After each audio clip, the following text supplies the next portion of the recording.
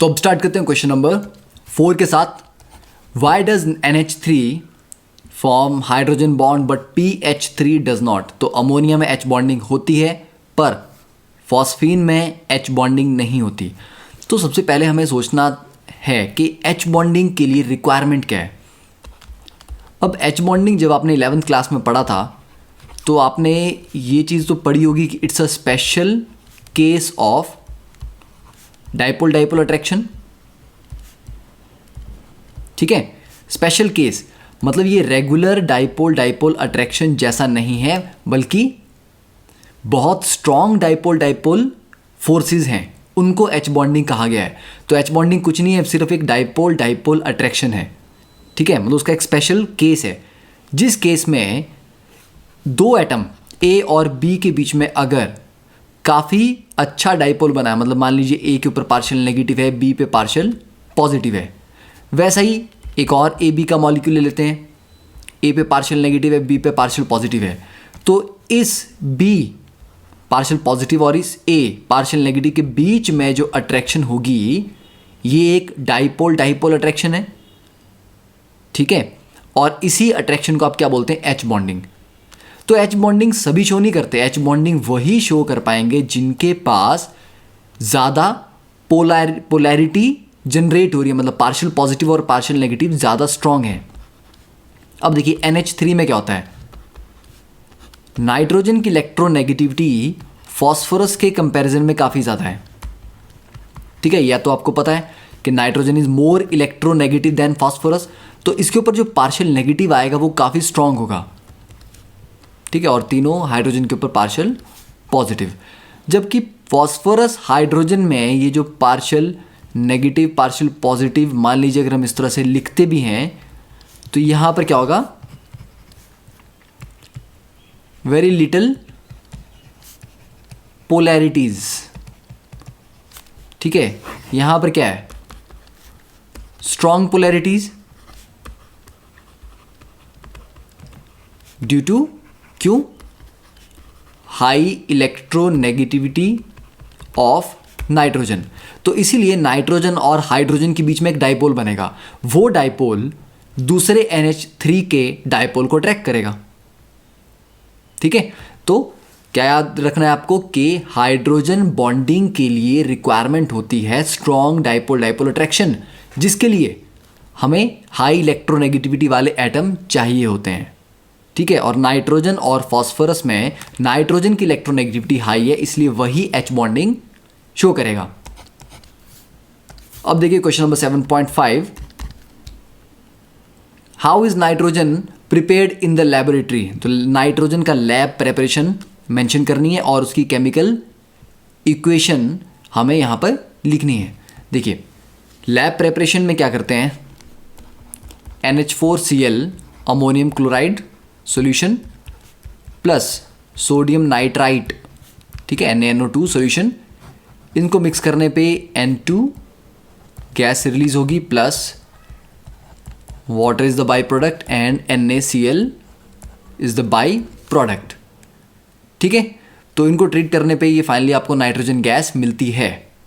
तो ये आपको याद रखना है, और साथ में इसके जो एडिशनल बाई प्रोडक्ट्स हैं वो हैं NO एंड HNO3। ठीक है, they are also produced in small quantities. तो ये आपका लैब प्रेपरेशन हो गया नाइट्रोजन का। अब नेक्स्ट क्वेश्चन नंबर 6, देखिए how is ammonia manufactured industrially. तो इंडस्ट्रियल लेवल पे, लार्ज स्केल लेवल पे अगर आपको अमोनिया बनाना है तो कैसे बनाएंगे, उसके लिए कौन सा प्रोसेस होता है, हेबर्स प्रोसेस। ठीक है, हेबर्स प्रोसेस सबको याद है, केमिकल इक्विलिब्रियम में आपने पढ़ा है 11th क्लास में। N2 gas plus 3H2 gas, ठीक है, आपने ये पढ़ा था कि ये इक्विलिब्रियम में रहता है 2NH3 गैस के साथ। अब इस इक्विलिब्रियम को अगर आप फॉरवर्ड डायरेक्शन में ले जाना चाहते हैं, ठीक है, देखिए इस रिएक्शन का जो डेल्टा H है, ठीक है, दैट इज -46.1 किलो जूल पर मोल। ठीक है, -46.1 किलो जूल पर मोल। तो एक्सोथर्मिक रिएक्शन है, एक्सोथर्मिक को लोअर टेम्परेचर पे फेवर किया जाता है, मतलब लो टेम्परेचर आप रखेंगे तो ये रिएक्शन फॉरवर्ड जाएगा according to Le Chatelier principle. तो इस इक्विलिब्रियम को जब अपने फॉरवर्ड डायरेक्शन में लेके जाना है ज़्यादा, तो उसके लिए कंडीशन क्या होंगी? हाई प्रेशर, ठीक है, हाई टेम्परेचर, ठीक है। ऐसे एक्सोथर्मिक में टेम्परेचर लो रहता है, लो का मतलब ये नहीं है कि ठंडा, लो का मतलब है रिलेटिवली लो। 2000 डिग्री सेल्सियस के कंपैरिजन में 1500 एक लो टेम्परेचर है, ठीक है। तो लो डजेंट ऑलवेज मीन कि ये चीज़ बहुत ठंडी होनी चाहिए या टेम्परेचर काफ़ी लो होना चाहिए रूम टेम्परेचर के कंपैरिजन में, ओके। तो हाई प्रेशर चाहिए फॉरवर्ड जाने के लिए, टेम्परेचर भी हाई चाहिए, अप्रॉक्सीमेटली 700 केल्विन, ठीक है। एंड कैटलिस्ट साथ में हम यहाँ पे यूज़ करते हैं, ठीक है। तो प्रेशर कितना होता है? प्रेशर इज अप्रॉक्सीमेटली 200 एटमॉस्फेयर,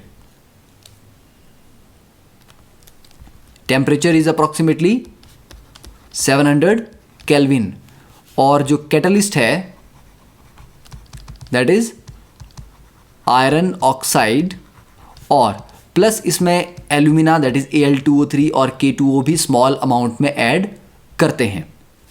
तो यहाँ पर हमारे पास रिएक्शन आपने देख लिया, N2 + 3H2 gives you 2NH3, pressure 200 atmosphere, temperature 700 kelvin, iron oxide as a catalyst काम करता है, और उसमें Al2O3 और K2O स्मॉल अमाउंट में डालते हैं, उनको आप बोल सकते हो वो कैटालिटिक एक्शन को फर्दर इंप्रूव करते हैं, ठीक है। अब यहाँ पर ये जो डायग्राम है इसको अगर हम समझें तो इसमें क्या है, यहाँ से H2 गैस आई, यहाँ से N2 गैस आई, ठीक है। अब इनको कंप्रेस किया, क्यों? क्योंकि प्रेशर हमें हाई चाहिए, 200 एटमॉस्फेयर।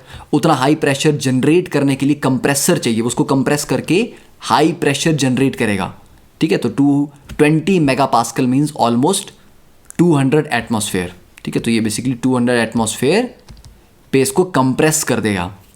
उसके बाद ये कंप्रेस्ड मिक्सचर आगे गया, यहाँ से गया, यहाँ से जब ये कैटलिस्ट के कांटेक्ट में आया तो कैटलिस्ट के कांटेक्ट में आने से रिएक्शन हुआ, रिएक्शन से क्या बना? अमोनिया।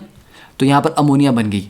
अब ये अमोनिया गैस है, ठीक है। अब गैस को धीरे धीरे आप थोड़ा कूल डाउन करेंगे तो यहाँ पर ये अमोनिया गैस जो है वो लिक्विड की फॉर्म में कलेक्ट होती जाएगी।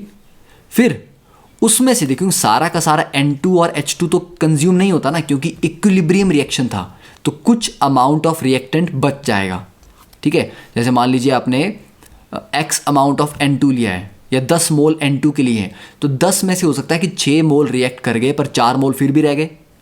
वैसे H2 के कुछ मोल रह जाएंगे, तो वो N2 और H2 जो गैसेस फॉर्म में ही रह जाएगी, ठीक है ना। जो NH3 बन गया, यहाँ से जो मिक्सचर चला है ये क्या है?